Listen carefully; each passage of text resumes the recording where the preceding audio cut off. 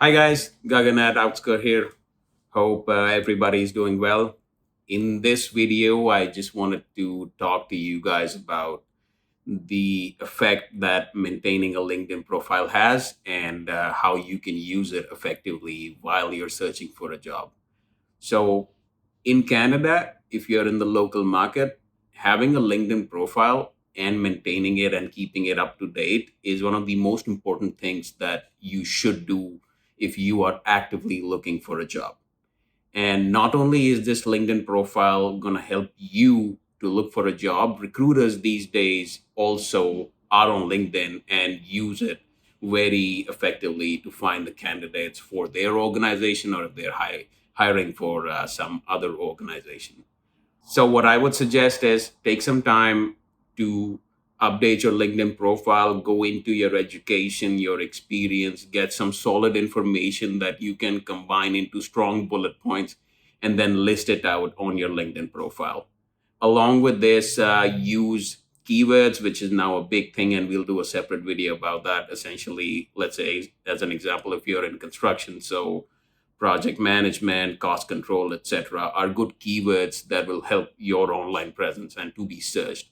And along with it, credentials, which I call low hanging fruits, and because they're easy to do, and then you can add them to your name, next to your name. So, as an example, in my field, you can do the PMP, which is the project management professional. You prepare for an exam, you give it, and then you can add it next to your name on LinkedIn. And I have seen that it does boost your profile quite a bit as compared to the pool of candidates.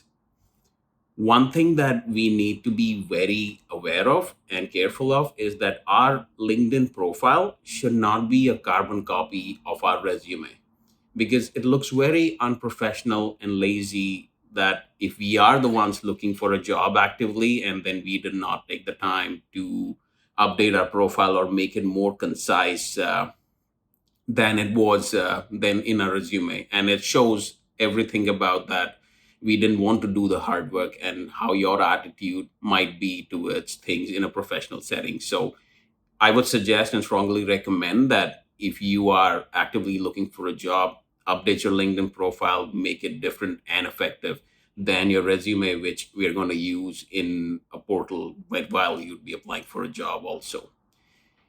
If you are a first time job seeker, use your graduate experience, internship experience also the same way as if you were to do if you had a full time job, because you can always state that it is a graduate internship opportunity, but you were in an office setting and then you went to that professional setting and then you had a bunch of duties that you did. So combine all that information the same way we discussed and pack it up, make it powerful.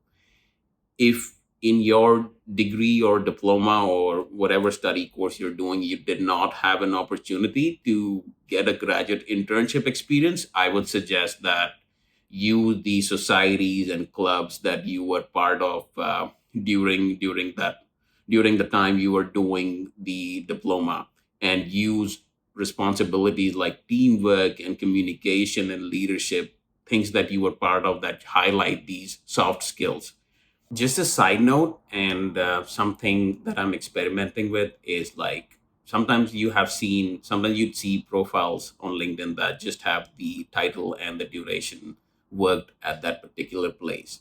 So, and not like a detailed description, not a detailed description, but like a bullet point form description about the responsibilities in the job. It has been a hit or miss in my opinion. And earlier when I was applying for jobs actively, I had listed everything out, and I have since taken that off just to see how my personal profile's visibility is impacted in both these situations. But my recommendation would be that if you're actively looking out, make sure that your LinkedIn profile has all the elements that we went over in the first part of this video.